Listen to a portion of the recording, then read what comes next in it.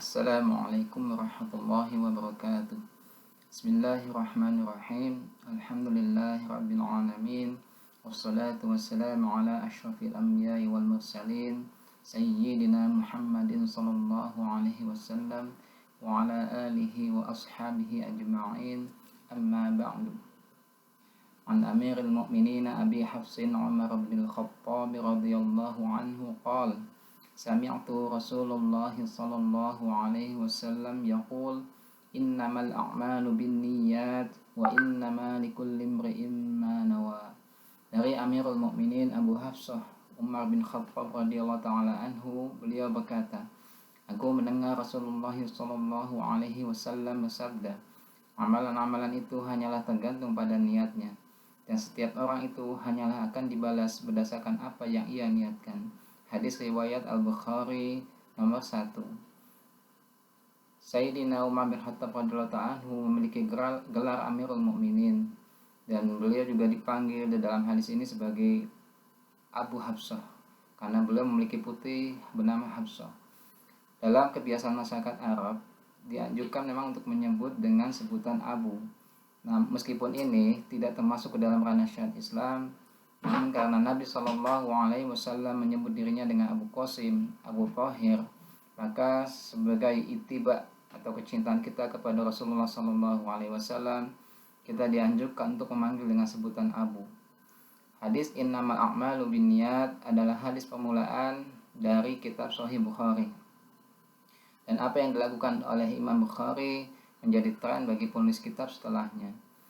Imam Bukhari mempunyai guru bernama Humaydi, dan Humaydi meriwayatkan dari Imam Syafi'i bahwa hadis ini disebut rubu'uddin, seperempat agama. Jadi barang siapa yang paham bab ini, maka ia akan memahami seperempat agamanya. Inna dalam bahasa Arab adalah penekanan, lalu ditambahkan ma menjadi khusus pembatasan. Innama berarti sungguh hanyalah. Al-a'mal berarti amal-amal itu bin niat dengan niat. Alif lam menunjukkan istiqraq likulli amalin sholih, mencakup amalan-amalan yang sholih saja. Sehingga jika diterjemahkan dalam ilmu bahasa Arab dan usul fikih menjadi sesungguhnya amal-amal sholih itu tergantung dengan niat yang beramal. Mengapa demikian? Karena banyak orang yang beramal sholih tetapi hatinya tidak terkoneksi dengan perbuatannya. Kemudian apa itu niat? Al-Imam An-Nawawi dalam Muqaddimah Riyadhus Shalihin menyebutkan niat adalah hudurul qalbi atau kesadaran hati saat beramal, sehingga orang-orang yang sholat namun tidak ada kesadaran dalam sholatnya, maka sholatnya tidak diterima. Inilah yang disebut di dalam surat Al-Ma'un ayat 4-5. A'udzu billahi minasyaitonir rajim.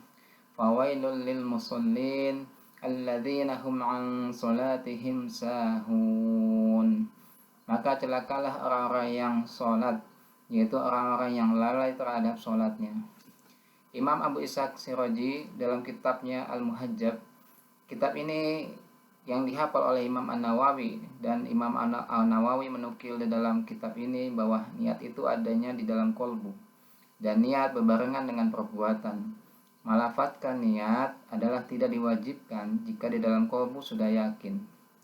Namun jika tidak yakin, maka dianjurkan untuk dilafadzkan seperti yang disampaikan oleh Imam Zakaria Al-Ansari, Ibnu Hajar Al-Haytami, dan Imam An-Nawawi sendiri, bahwa niat itu dianjurkan untuk dilafadzkan untuk memantapkan. Dan ini dikiaskan dari niat haji dan umrah. Demikian juga niat membayar zakat yang dilafadzkan. Setiap amal yang dilakukan oleh muslim harus dilandasi niat yang benar dan ikhlas agar amal tersebut diterima Allah Subhanahu wa taala. Seorang hamba melakukan suatu perbuatan dengan 3 hal, yaitu hati atau kolbu, lisan, dan anggota badan. Selain itu, Imam Syafi'i juga mengatakan kalau makna hadis tentang niat ini mencakup 70 bab fikih. Banyak ulama yang mengatakan bahwa hadis ini merupakan sepertiga bagian dari Islam. Karena itulah setiap orang yang menuntut ilmu wajib meluruskan kembali niat yang dimilikinya. Kemudian niat adalah juga sebagai pembeda status hukum atau amal seseorang. Misalnya saat seseorang puasa hari Senin, Kamis, atau puasa Daud, puasa Syawal, itu tidak ada yang mengetahui kecuali dirinya dan Allah Subhanahu wa taala, meskipun secara perbuatan itu terlihat sama bagi orang lain. Nah, inilah yang kemudian menjadikan sebuah niat yang letaknya di dalam hati, tidak ada orang yang lain yang tahu. Seperti dalam Imam Asyuti dalam Asyabah wal Nazahir menyebutkan urusan atau perkara-perkara tergantung maksud-maksudnya, yaitu tergantung dari niat-niatnya. Suatu perbuatan bisa bernilai ibadah meskipun terlihat perbuatan itu biasa, seperti kita makan, tidur, minum, kemudian jalan-jalan gitu ya.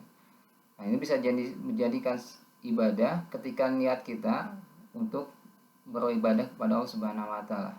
Tentunya dengan niat yang lurus, ikhlas dan ittiba kepada Rasulullah SAW.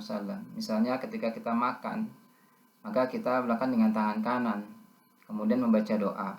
Tidur kita menghadap ke kiblat, miring ke kanan di atas lambung sebelah kanan, kemudian kita membaca doa. Maka perbuatan-perbuatan yang biasa kita lakukan setiap hari dan itu bisa benar dinilai menjadi nilai ibadah.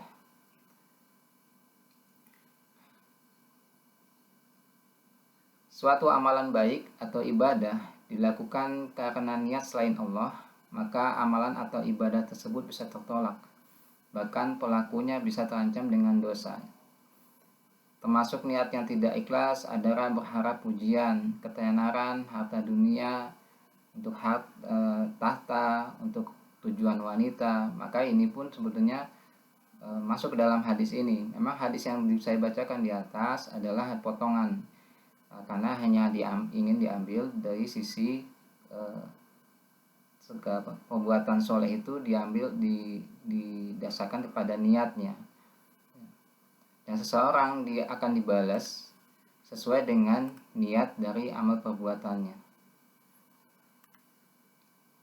Demikian tausiah dari saya, semoga bermanfaat. Wabillahi taufiq wa hidayah. Assalamualaikum warahmatullahi wabarakatuh.